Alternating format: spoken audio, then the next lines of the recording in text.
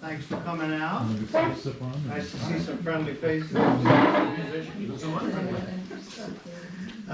This is called the Coos Buzzard Creative Music Series, and it's been going on and off for, well, we took a hiatus during the pandemic, but probably altogether about 8 years or so, and it's the first Friday of every month. Most people don't even know about it, but then now you do. So.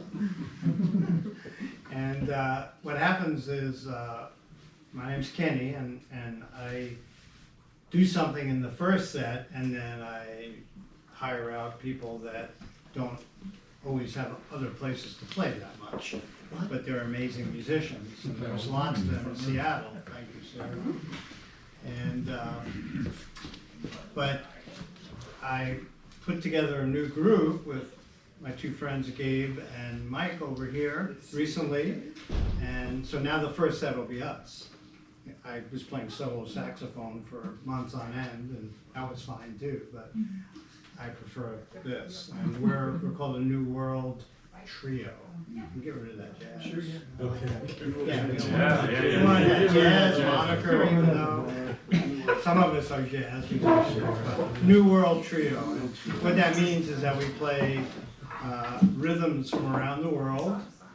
Gabe here is a Middle East scholar, and he's been teaching us many things about Turkey and North Africa, Morocco, and other parts in the Middle East. So we feature those kind of rhythms along with West African rhythms, and Mike is a great jazz, blues, soul saxophonist, amongst many other things. So, and I also play horns, and we mix it all together. We improvise.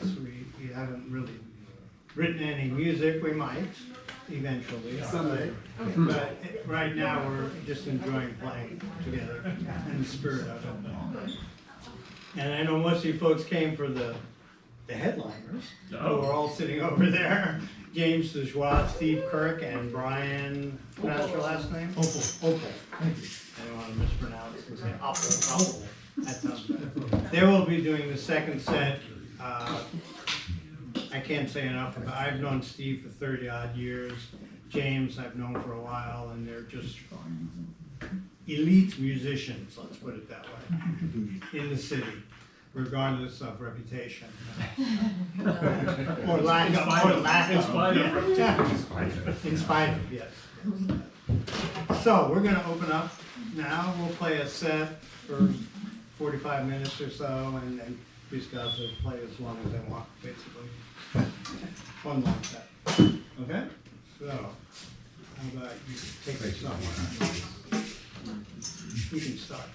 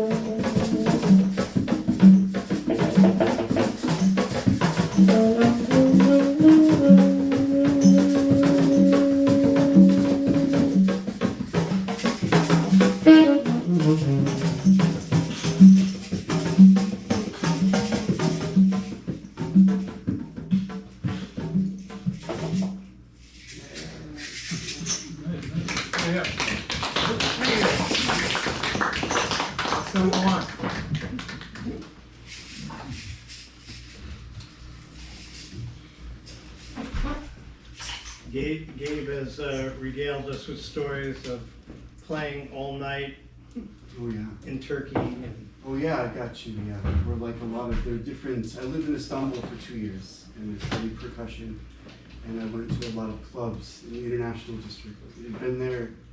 It had clubs there since the 1450s when the Italian, the Genoese came. The Genoese traders came to study. that's history, right?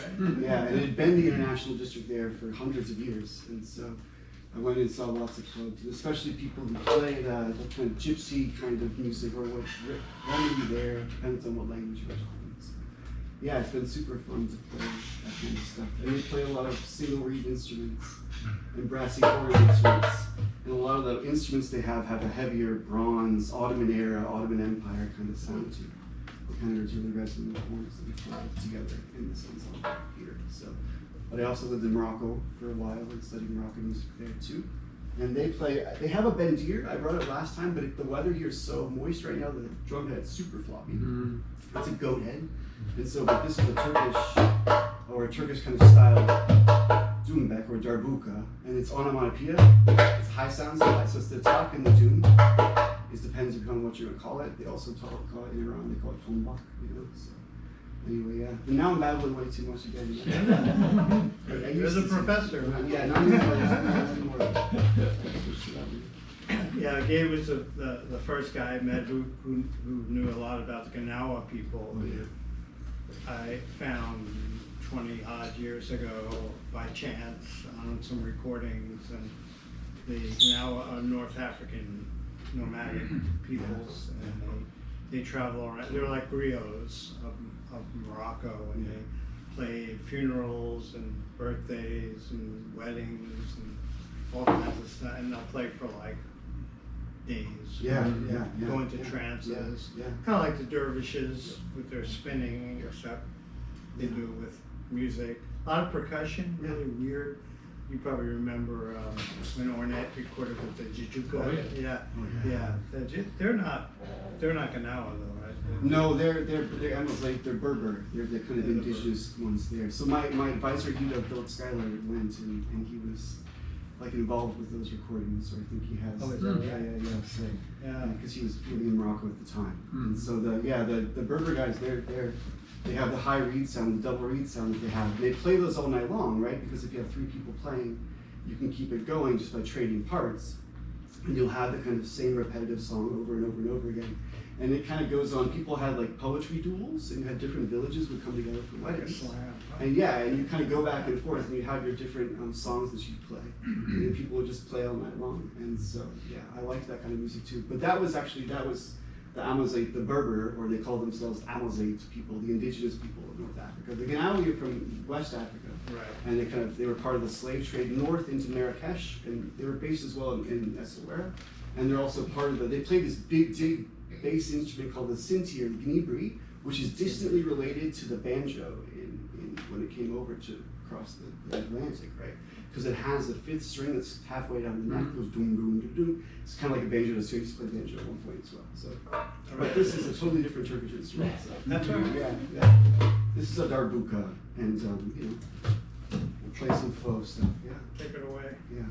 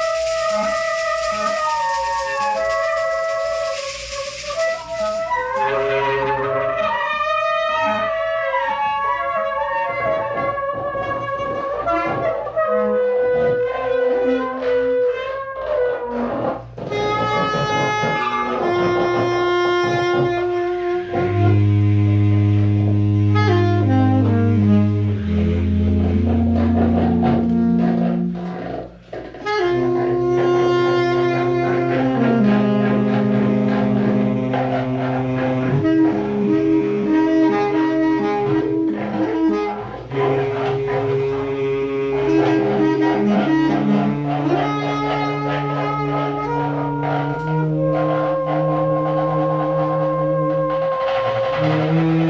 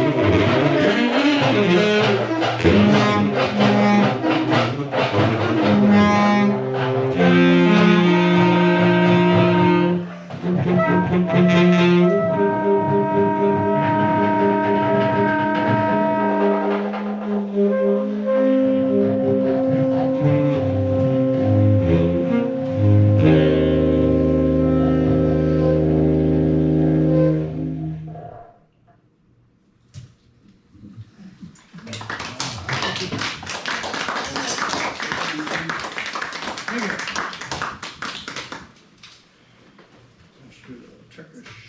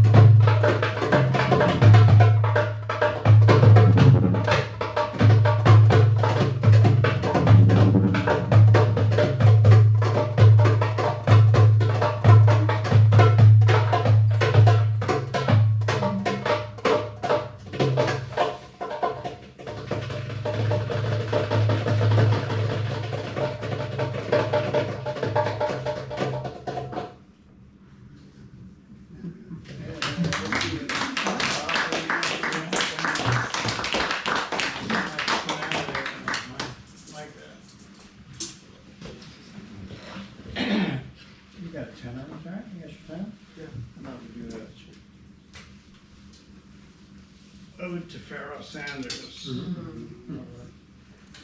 He played with the Ganawa people and a bunch of people in North Africa. Left the earthly plane recently. Didn't know. Anybody knew him, I'm sure did. Do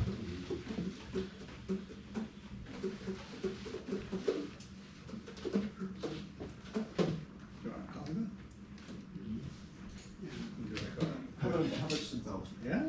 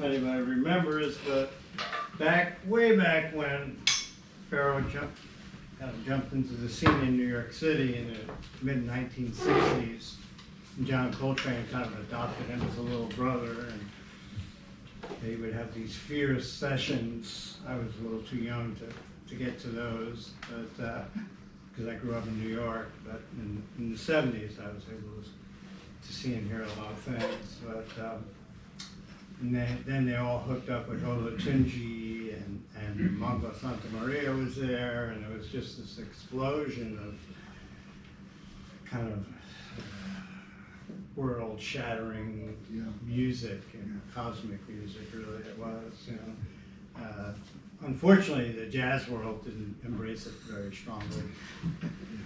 It was way too conservative, you know. And but it's always been dear to my heart. And you know, after playing, I mean, the one thing, I mean, I teach a lot, so I'm well versed in theory and harmony and all that. But what's liberating about this kind of music is that there are no chordal instruments. And you know, once upon a time, Ornette Coleman broke the rules with that, where he wouldn't have piano or guitar. He had a bass, so you know.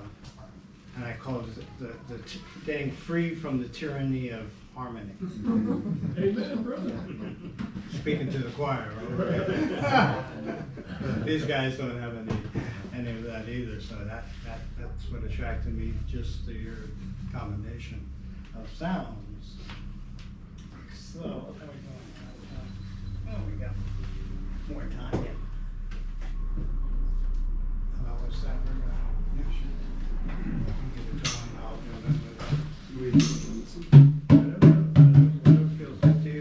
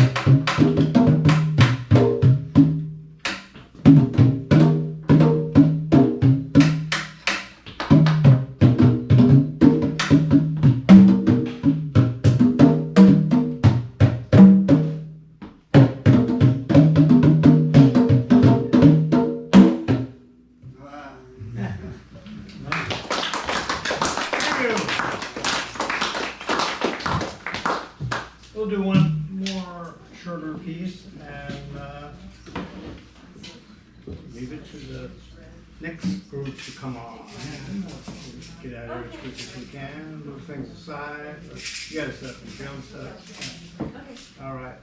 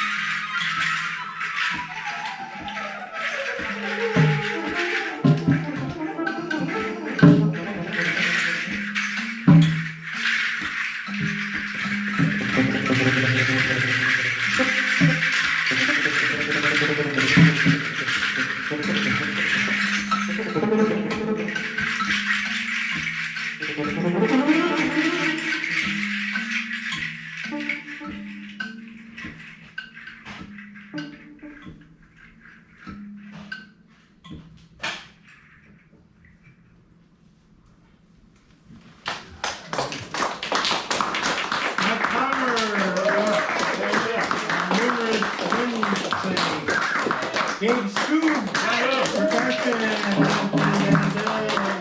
Thank you so much for listening. The James game will be on. So yeah. Sorry. The reference good. Oh, the James game. Yeah, way back.